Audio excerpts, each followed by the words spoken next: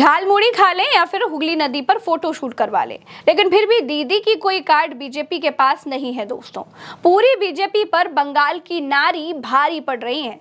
आपको एक तस्वीर दिखाना चाहती हूँ। ये बंगाल की तस्वीर है। ममता बनर्जी, महुआ मोइत्रा, सायोनी घोष, तीनों धाकड़ नेता। सबसे आगे खड़ी ममता बनर्जी को हराने के लिए बीजेपी के दिग्गजों ने अपनी पूरी ताकत झोंक दी है। सोचिए, देश के गृह मंत्री ने महाराष्ट्र, बिहार, हरियाणा, झारखंड, दिल्ली कहीं भी इतना जोर नहीं लगाया।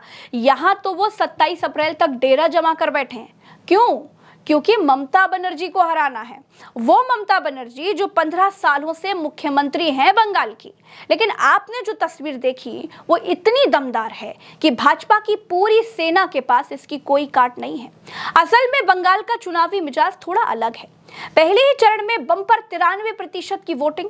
नतीजा 4 मई को पता चलेगा, लेकिन बीजेपी कह रही है कि ममता नहीं आने वाली। अमित शाह पहले चरण की 152 में से 110 सीटें जीतने का दावा कर रहे हैं। हमने हमारे सभी विधानसभा के कार्यकर्ताओं के साथ भारतीय जनता पार्टी बंगाल की टीम ने एक असेसमेंट करा है।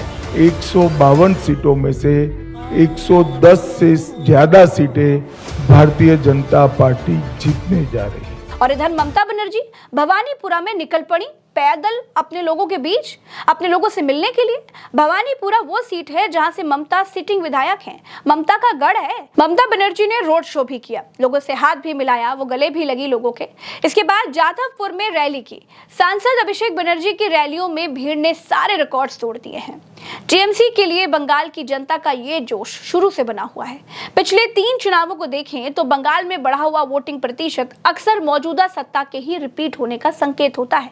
मगर बीजेपी का कहना है कि लोगों ने 15 साल का गुस्सा निकाला है। अब 29 अप्रैल को 142 सीटों के लिए वोट डाले जाएंगे। बंगाल में इन 142 सीटों में से ज्यादातर सीटें टीएमसी का गढ़ मानी जाती हैं। तो ममता दूसरे चरण में भी मजबूत हैं। अगर पहले चरण जैसा ही पैटर्न दूसरे फेज की 142 सीटों पर भी रहा तो ये बंगाल में अब तक का सबसे ज्यादा वोटर टर्नआउट होगा। पिछली बार यानी 2021 विधानसभा चुनाव में 82% वोट पड़े थे। दोस्तों, पश्चिम बंगाल में अब तक 17 विधानसभा चुनाव हुए हैं, लेकिन सत्ता परिवर्तन सिर्फ 4 बार हुआ है। बढ़े हुए वोटिंग परसेंटेज की पहली बड़ी वजह है एसआईआर। चुनाव से पहले एसआईआर के जरिए करीब 91 लाख वोटर्स के नाम काट दिए गए। इसके बाद पश्चिम बंगाल में रजिस्टर्ड वोटर्स की संख्या 7.66 करोड़ से घटकर 6.75 करोड़ रह गई है, यानी 11.8% की कमी आ गई।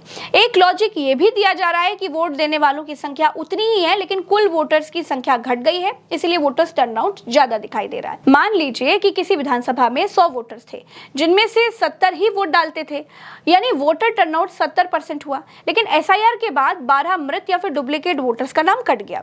इसके बाद कुल 88 वोटर्स बचे, लेकिन अब भी 70 वोटर ही वोट डाल रहे हैं, यानी वोटर टर्नआउट 79.5% हो गया।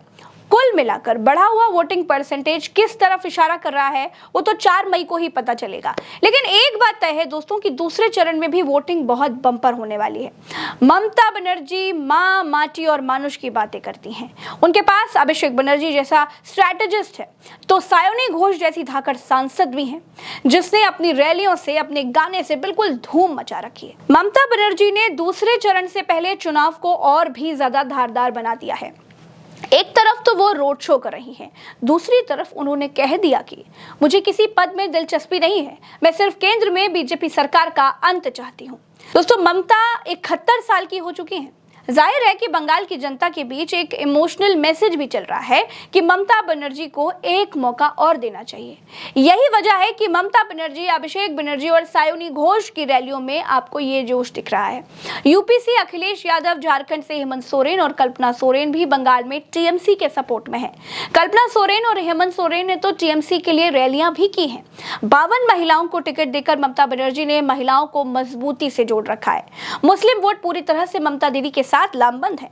ऐसे में ममता हो या फिर टीएमसी का कोई भी नेता, वो जीत को लेकर बिल्कुल श्योर है। कई पॉलिटिकल प्रेडिक्शन भी बंगाल में ममता बनर्जी की वापसी का इशारा कर रहे हैं। अगले 3 दिन बंगाल में धुआंधार प्रचार होगा। 29 अप्रैल के लिए ताकत झोंकी जाएगी। देखते हैं दूसरे चरण में पब्लिक वोटिंग के लिए कितना जोश दिखाती है। आज के इस वीडियो में मेरे साथ फिलहाल इतना ही। बंगाल किसके साथ है, आपको क्या लगता है, कमेंट करके बताइएगा। वीडियो शेयर जरूर कीजिएगा। हमें इजाजत दीजिएगा, चलते हैं। राम राम तो अस्सलाम, जय हिंद, जय बांग्ला।